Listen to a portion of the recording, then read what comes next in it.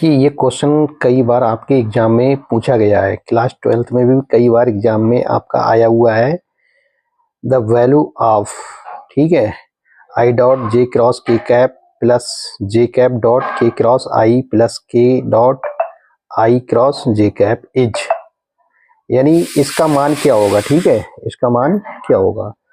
तो इस क्वेश्चन को सॉल्व करने के लिए सबसे पहले थोड़ा सा हम साइक्लिक क्या फॉर्म क्या होती है वो समझ लीजिए। ठीक है, देखो कैसे होती है। जैसे यहाँ समझना है, जैसे कोई भी ये है, ठीक, साइक्लिक क्रम क्या होता है। जैसे हमने यहाँ पर आई लिख लिया, आई कैप, ठीक, यहाँ पर हमने क्या लिख दिया, जे कैप, यहाँ क्या लिख दिया हमने, के कैप, ठीक। यानी साइक्लिक क्रम का मतलब होता है क्रम से चलें। जैसे आई की तरफ, जे की तरफ चले आई जे, तो हमारा क्या मिलना चाहिए, के। अब जे से के की तरफ चलेंगे तो क्या मिलना चाहिए हमारा, आई। और के से आई की तरफ चलेंगे तो क्या मिलना चाहिए हमारा, जे।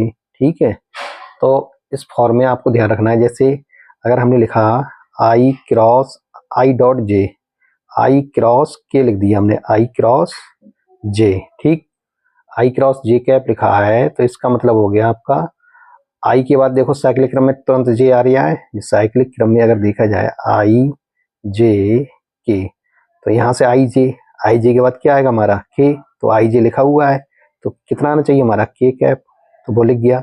इसी प्रकार हम अगर जे कैप क्रॉस के कैप लिखें तो जे के बाद क्या आना चाहिए, आई। क्रम से चलोगे ऐसे घूमते हुए, जे के फिर क्या आएगा, आई। तो ये किसके बराबर हो जाएगा, आई कैप के। ठीक है, अगर के क्रॉस आई लिखें, क्या लिखें, के क्रॉस आई कैप, तो देखिए के आई फिर क्या आएगा, जे, तो क्या आना चाहिए, जे कैप।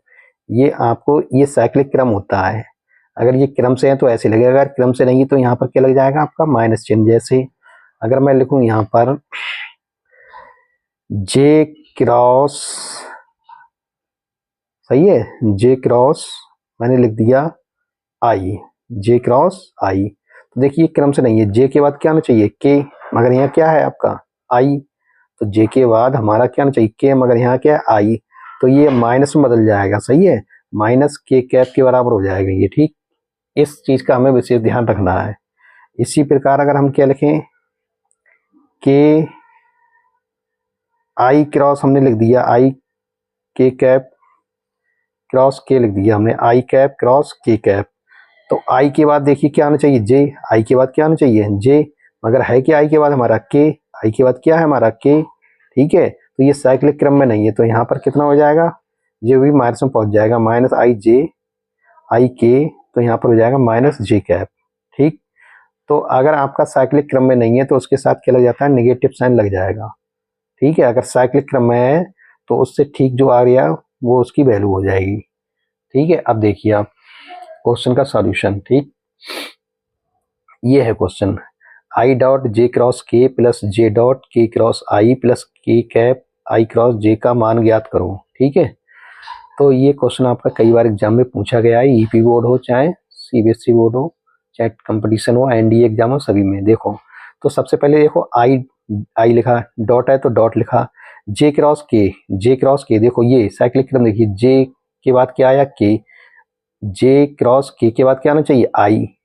तो जे क्रॉस के लिखा है तो वहां पर हमने क्या लिख दिया, आई लिख दिया। फिर प्लस है तो क्या लगा हमने, प्लस, जे है तो जे आया, डॉट है तो डॉट।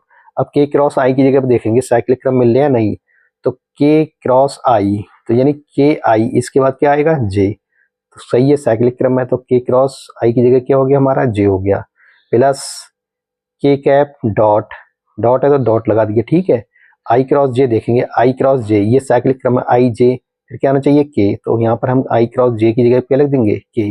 अब देखिए आई डॉट आई का मान होता है 1, I dot I, J dot J cap का मान 1, के डॉट के कैप का मान 1 होता है। तो इसका मान 1 हो गया, इसका मान 1 हो गया, इसका मान 1।